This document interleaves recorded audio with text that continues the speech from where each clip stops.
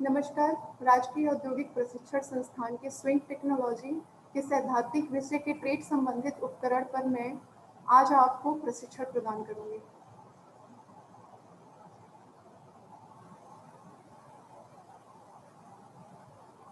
किसी भी कार्य को सुचारू रूप से करने के लिए पर्याप्त मशीनों व उपकरणों की आवश्यकता होती है। सिलाई उद्योग में बड़े से लेकर छोटे उपकरणों की आवश्यकता होती है। बिना सिलाई उपकरण के आप किसी भी गारमेंट को कंप्लीट लुक नहीं दे सकते। उसके कुछ ऐसे टूल्स होते हैं जो उसमें एक बहुत बड़ा रोल प्ले करते हैं, जिसकी हेल्प से हम एक डिज़ाइनर गारमेंट या फिर किसी भी तरह का छोटा सैंपल कुछ भी हम प्रिपेयर करते हैं। उसके कुछ टॉपिक्स हैं, जैसे measuring tools, drafting tools, marking tools, cutting tools, swing tools, finishing tools. आज मैं एक एक टॉपिक्स के बारे में आपको प्रशिक्षण प्रदान करूंगी, जिसमें सबसे पहला और इम्पॉर्टेंट टूल है मेजरिंग टूल। मेजरिंग टूल्स वो होते हैं जो सबसे पहले किसी भी गारमेंट को स्टार्ट करने से पहले उसमें उसका रोल होता है, जिसके बिना आप किसी भी गारमेंट को तैयार नहीं कर सकते। जिस तरह से एक घर बनाने के लिए आपको एक प्रॉपर नाप, जमीन, जगह, हर चीज़ के इंटीरियर की आवश्यकता होती है, उसी तरह एक गारमेंट को रेडी करने के लिए कुछ ऐसे टूल्स होते हैं जिससे आप उसको एक आकार प्रदान नहीं कर सकते। जैसे नोटबुक है, fashion book, ruler, measuring tape, मापने का स्टैंड, ये सारे वो टूल्स हैं जो मेजरिंग टूल्स के अंतर्गत आते हैं। नोटबुक को फर्स्ट पॉइंट पर इसलिए रखा गया है क्योंकि नोटबुक में जब भी आपके पास कस्टमर आता है तो आप उसमें उसके नाप को, उसकी रिक्वायरमेंट को, हर चीज़ को आप नोट करते हैं, जिससे कि अगर आप उसका गारमेंट या जो भी पोशाक वो बनवाने आए हैं, अगर आप 2 दिन बाद भी उसको बनाते हैं तो आप उस नोटबुक को ओपन करके देख सकें कि उसने क्या रिक्वायरमेंट अपनी दी थी, उसको क्या डिज़ाइन चाहिए था, क्या उसके नाप थे। और अगर भविष्य में भी वो आता है आपके पास तो ये आपका समय बचत होगा, आपका नोटबुक में चीज़ें उसकी नोट रहेंगी, उसका नाप नोट रहेगा, तो आपको वो दोबारा से नहीं लेना पड़ेगा। तो आपके रिकॉर्ड के लिए भी वो सही है और एक परफेक्ट फिटिंग के लिए भी वो बहुत इम्पोर्टेंट है। और फैशन बुक इसलिए क्योंकि कई बार ऐसे कस्टमर्स भी आते हैं जिनको फैशन के बारे में नहीं अवेयर होते हैं, तो अगर आप उनको फैशन बुक दिखाते हैं तो उनसे उनको आइडिया हो जाता है कि आज की अपडेटेड फैशन क्या है, मुझे किस तरह का पोशाक बनवाना है। तो जिससे कि आपके व्यवसाय पे भी बहुत बड़ा फर्क पड़ता है और कस्टमर के सेटिस्फेक्शन पे भी बहुत बड़ा फर्क पड़ता है। इसी तरह दूसरा हमारा टूल है रूलर। रूलर जो कि 10 से 15 इंच लंबा होता है। इसका यूज़ हम किसी भी छोटी लंबाई जैसे फेसिंग, डार्ट्स, प्लीट्स, इस तरह का नाप लेने के लिए हम यूज़ करते हैं। हमारे गारमेंट में ऐसे बहुत सारे पॉइंट्स होते हैं जो इतने छोटे होते हैं कि हम किसी बड़े इक्विपमेंट से उसको नहीं नाप सकते। तो रूलर से आप वो हर जगह नाप ले सकते हो जहाँ पे बड़े मेजरिंग टूल्स काम नहीं करते हैं। उसी तरह से एक मेजरिंग टेप है। मेजरिंग टूल्स आपके बड़े मेजरिंग टूल्स में से आता है क्योंकि ये फ्लेक्सिबल होता है और आपकी बॉडी के हर तरह के नाप को, वो आपकी जैसी भी इच्छा है बनवाने की पोशाक की, उस तरह से इसकी मूवमेंट हो सकती है। आप उसको घुमा के जैसे भी कस्टमर को रिक्वायरमेंट है, आप मेजरिंग टेप से उसका नाप ले सकते हैं और नोट कर सकते हैं। इसी तरह से हमारा एक चौथा इक्विपमेंट्स भी है जो बहुत ही इम्पोर्टेंट है, वो है मापने का स्टैंड। इसका यूज़ वही है जिस तरह से हम रूलर का यूज़ छोटे नाप के लिए करते हैं, मापने के स्टैंड से हम बड़ी चीज़ों का नाप लेते हैं। जैसे ओवरकोट हो गया, हाउस कोट हो गया। इसमें ये होता है कि मूवमेंट की शिकायत नहीं रहती। आप एक जगह खड़े होकर के अपनी पूरी लंबाई का एक साथ नाप दे सकते हैं। तो जो भी रिक्वायरमेंट होगी, जैसी आपकी इच्छा होगी, वो वैसे ही बन करके पोशाक कंप्लीट होगा, जिससे कस्टमर की सेटिस्फेक्शन भी होगी और फिटिंग भी अच्छी होती है। उसी तरह से हमारे दूसरे इम्पॉर्टेंट उपकरण में आता है ड्राफ्टिंग उपकरण। ड्राफ्टिंग उपकरण का भी बहुत इम्पॉर्टेंट रोल है, क्योंकि जब तक आप किसी भी पोशाक की ड्राफ्टिंग नहीं करेंगे तो आपको कैसे पता चलेगा कि आपको क्या बनाना है। तो आप पहले ड्राफ्टिंग करते हैं, मेजरमेंट आपको पता होना चाहिए। उसके लिए आपके कुछ टूल्स हैं जो ड्राफ्टिंग में हेल्प करते हैं, जैसे ड्राफ्टिंग फाइल है। ड्राफ्टिंग फाइल में किसी भी पोशाक को कैसे बनाना चाहिए, उसकी डिज़ाइन, उसका नाप, वो हर चीज़ हम नोट करते हैं, जिससे कि जब हम पोशाक बनाने बैठें तो किसी भी गलती की गुंजाइश ना हो। उसी तरह इरेजर है, जिसको हम रबर भी कहते हैं। इरेजर से ये होता है कि अगर आपने ड्राफ्टिंग की तो स्टार्टिंग हम पेंसिल से करते हैं, तो अगर कुछ गलती भी होती है तो इरेजर से हम उसे रब करके ख़त्म कर देते हैं और जो भी रिक्वायरमेंट होती है वो लाइन्स हम दोबारा बना सकते हैं। अगर आप पेन से करते हो तो तो पेन से ये होता है कि वो लाइन परमानेंट हो जाती है और हम उसे दोबारा इरेज नहीं कर सकते और हमारा पोशाक में गलत होने के चांसेस ज़्यादा रहते हैं। उसी तरह ड्राफ्टिंग उपकरण में थर्ड पॉइंट है ब्राउन शीट, जिसको हिंदी में हम भूरे शीट भी कहते हैं। अगर हम स्टार्टिंग स्टेज में कपड़े की कटिंग या स्टिचिंग करने बैठे हैं तो हमें किसी भी चीज़ को सबसे पहले गारमेंट पे नहीं शुरू करना चाहिए, हमें पेपर पे शुरू करना चाहिए, जिसके लिए हम ये ब्राउन शीट का प्रयोग करते हैं। ब्राउन शीट पे ये फ़ायदा होता है कि आपका गारमेंट खराब नहीं होता, अगर कोई गलती भी होती है तो वो पेपरों पे ही रह जाती है, आपका पेपर ही बस खराब होगा, पेपर के बाद आप उसे कपड़े पर उतार सकते हैं। तो इस तरीके से आपका कपड़ा भी नहीं बर्बाद होगा, क्योंकि कपड़ा हमारे पास लिमिटेड होता है। अगर वो एक बार खराब हो गया तो हमें, लिमिटेड कपड़े होते हैं तो हमें फिर दोबारा गारमेंट बनाने में बहुत परेशानी आ सकती है। उसी तरह चौथा हमारा उपकरण है फ्रेंच वर्क, जिसको हम फ्लेक्सिबल वर्क भी कहते हैं, फ्रेंच वर्क भी कहते हैं। इसका सबसे बड़ा हेल्प ये है कि हमारे बॉडी शेप बहुत जगह ऐसे भी होते हैं जहाँ पे कर्व पॉइंट होते हैं या राउंड पॉइंट्स होते हैं, जिसको नापने में थोड़ी सी परेशानी होती है।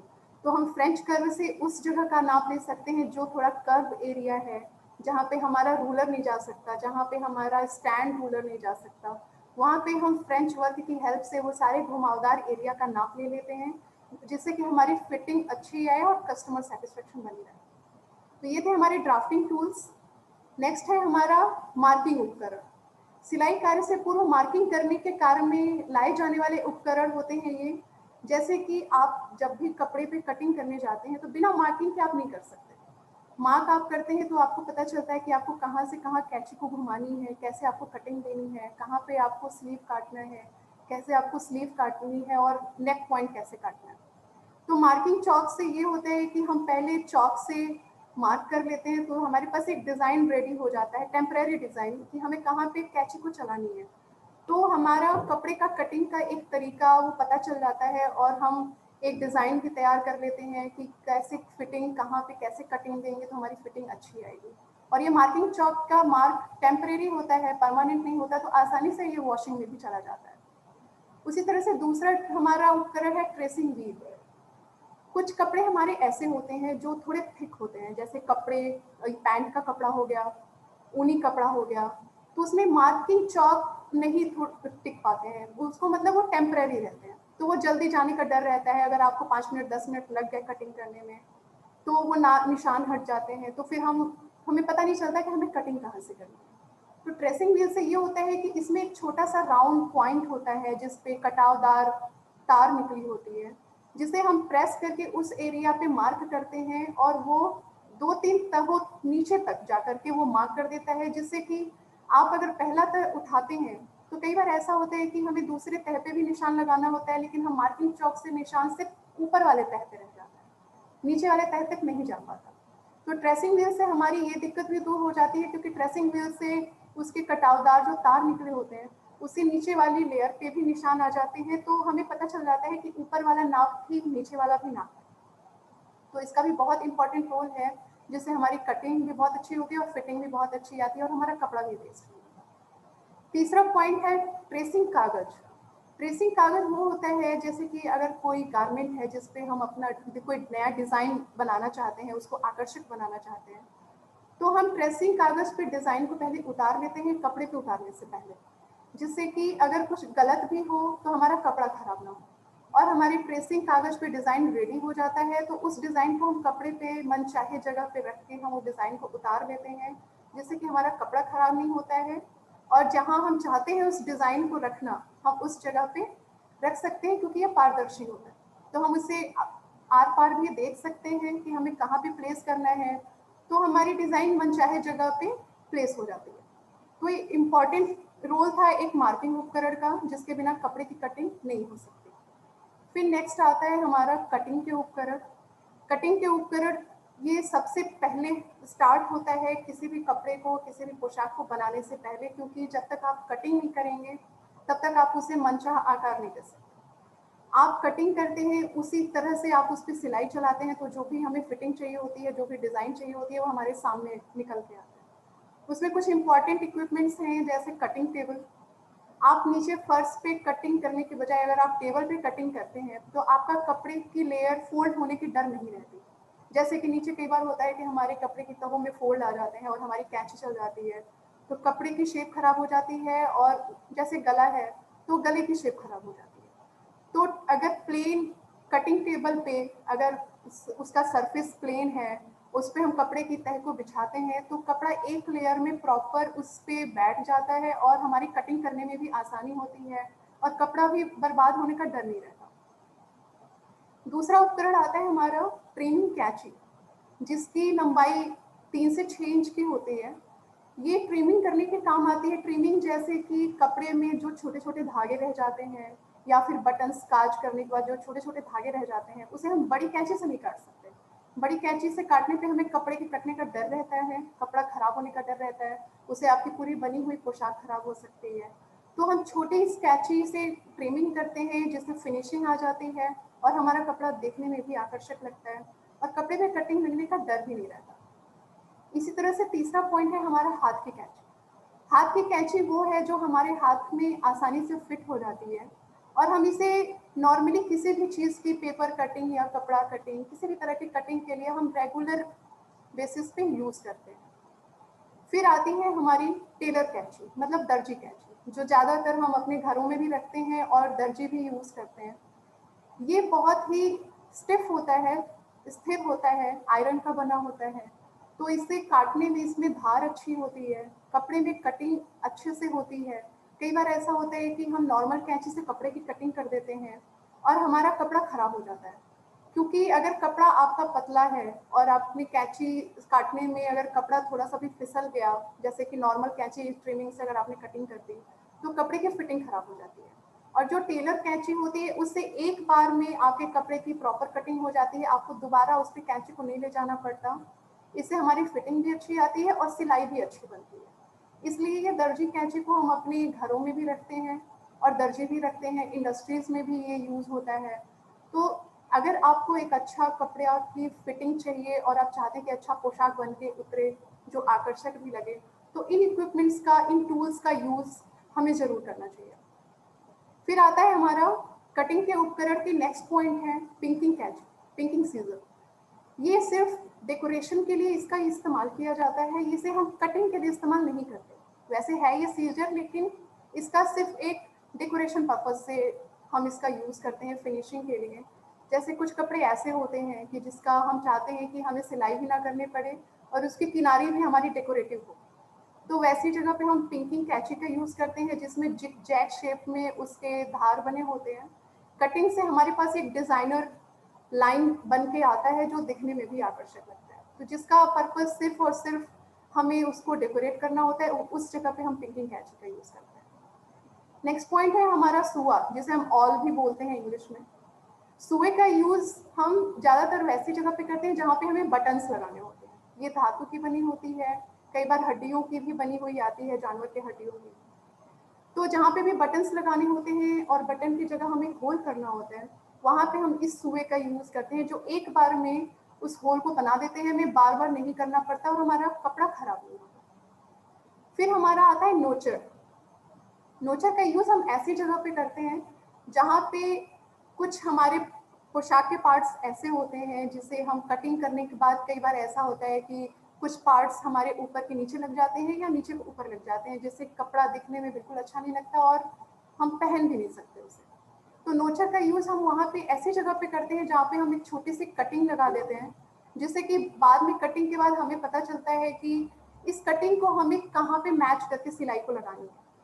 जैसे कि स्लीव है, स्लीव में बैक और फ्रंट होता है, तो अगर आप सेंटर में आप नोचर से आप छोटी सी कटिंग लगा देते हैं, तो आपको पता चल जाता है कि कौन सा बैक है और कौन सा फ्रंट है। तो आप मैच करके वैसी सिलाई लगाते हैं जिससे कि आपकी प्रॉपर फिटिंग भी अच्छी बैठती है और आपका पोशाक भी अट्रैक्टिव होता है। इसके बाद हमारा कटिंग के उपकरण में है धागा ट्रिमर, जो ज़्यादातर इंडस्ट्री में यूज़ होती है, हम इसे अब अपने घरों में भी यूज़ करने लगे हैं।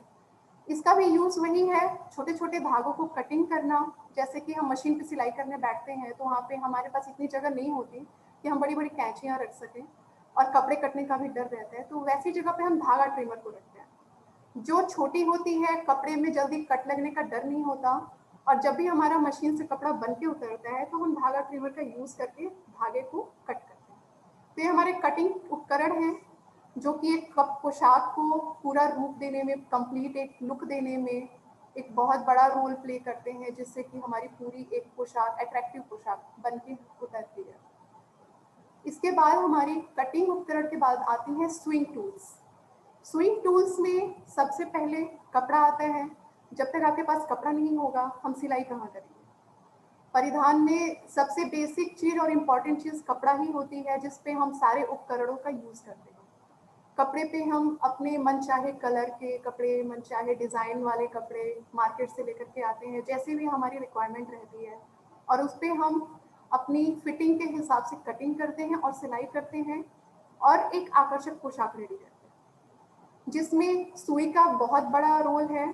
जब तक सुई नहीं होगी, तब तक आप धागे को नहीं पिरो सकते, तब तक आप कपड़े की दो तहों को नहीं जोड़ सकते। इसलिए सुई, हाथ की भी सुइयाँ आती हैं, मशीन की भी सुइयाँ आती हैं। ज़्यादातर मशीन की सुइयाँ इसलिए यूज़ की जाती हैं क्योंकि समय की बचत होती है और कपड़ा सही बन के उतरता है, क्योंकि इसमें टाँके समान होते हैं, असमान टाँके नहीं होते हैं। तो सुई का भी बहुत बड़ा रोल है एक कपड़े को बनाने में। फिर हमारा आता है थिम्बल। थिम्बल का सबसे बड़ा यूज़ है जो भी हम डेलिकेट वर्क करते हैं, जैसे डेलिकेट वर्क मतलब जैसे कि आप कोई एम्ब्रॉयडरी कर रहे हैं या फिर कोई आप एक ऐसी सिलाई कर रहे हैं जो कि बहुत ही बारीक सिलाई है, सुई के हाथ में लगने का डर है, तो वैसी जगह पे हम अपने अंगूठे में क्या करते हैं, हम थिम्बल को पहन लेते हैं। तो जैसे तुरपाई करने के टाइम या एम्ब्रॉयडरी करने के टाइम आपके सुई के उंगली में लगने का डर नहीं रहता और आपको चोट नहीं लगती। तो इसलिए थिम्बल का भी बहुत बड़ा एक यूज़ है, हमारी स्किन डैमेज नहीं होती है, हमारा बचाव होता है। वैसे ही धागा स्विंग टूल्स में ये भी एक बहुत इंपॉर्टेंट टूल है। टूल में भी हम इसको इसलिए काउंट करते हैं क्योंकि धागे के बगैर आप कब किसी भी कपड़े की दो तहों को नहीं जोड़ सकते और आप उसको पहनने योग्य नहीं बना सकते। अगर आप किसी कपड़े को एक डिज़ाइनर लुक या फिर जैसे भी आप फिटिंग देना चाहते हैं, उसकी तहों को, उसकी कटिंग्स को जोड़ना बहुत ज़रूरी है, जो कि एक धागे की मदद से ही होता है। जब तक धागा नहीं चलेगा, तब तक कपड़े नहीं जुड़ेंगे। इसलिए स्विंग टूल्स में सबसे लास्ट और सबसे इम्पॉर्टेंट जो उपकरण है हमारा, वो धागा है। इसके बाद हमारा आता है सबसे फाइनल, सबसे लास्ट स्टेज, जिसे हम कहते हैं फिनिशिंग टूल। जब हमारा कोई भी पोशाक बन के रेडी हो जाता है, तो हम उसके बाद उसकी फिनिशिंग करने के स्टेज पे आ जाते हैं। जब मशीन से कपड़ा उतरता है तो उसमें बहुत तरह के कपड़े के छोटे-छोटे कपड़े के टुकड़े या फिर छोटे-छोटे धागे लटक रहे होते हैं। उन सबको हमें साफ करना होता है ताकि वो पहनने योग्य बन सके। उसमें कई बार ऐसा होता है मशीन की तेल लग चुकी होती है, तो उसके लिए हमें उसे धुलाई करनी होती है।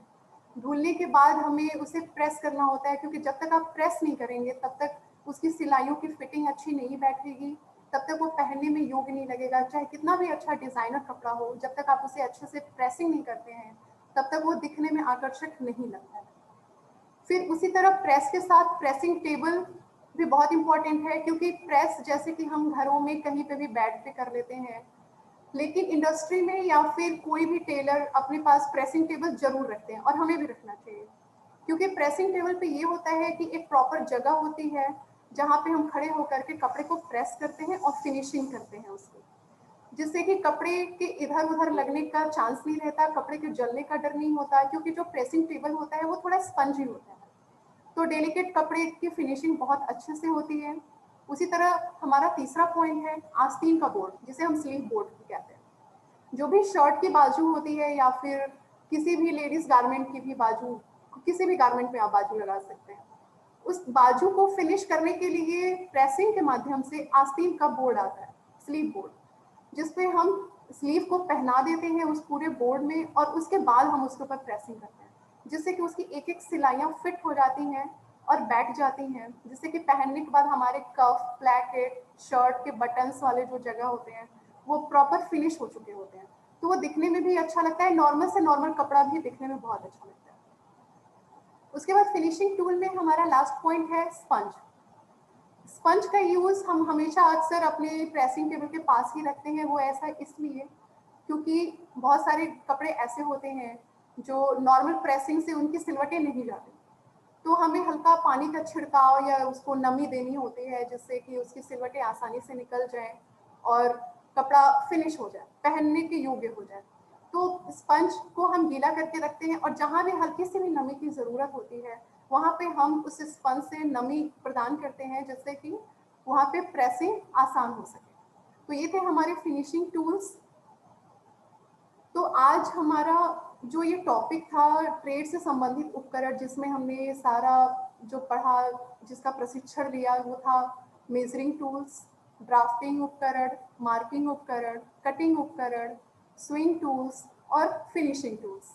ये वो सारे टूल्स हैं जो एक गारमेंट को, एक नॉर्मल से नॉर्मल कपड़े को भी एक कंप्लीट रूप देने में बहुत बड़ा मदद साबित करते हैं, क्योंकि आप इन किसी भी टूल्स के अभाव में आप एक अच्छा गारमेंट नहीं बना सकते।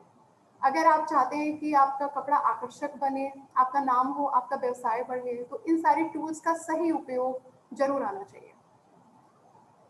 आज हमने आपको ट्रेड से संबंधित उपकरणों पर प्रशिक्षण दिया। आशा है कि यह प्रशिक्षण भविष्य में आपके लिए सहायक होगी और आपका एक उज्जवल भविष्य बनाने में, आपके व्यवसाय को आगे बढ़ाने में बहुत मदद करेगी। धन्यवाद।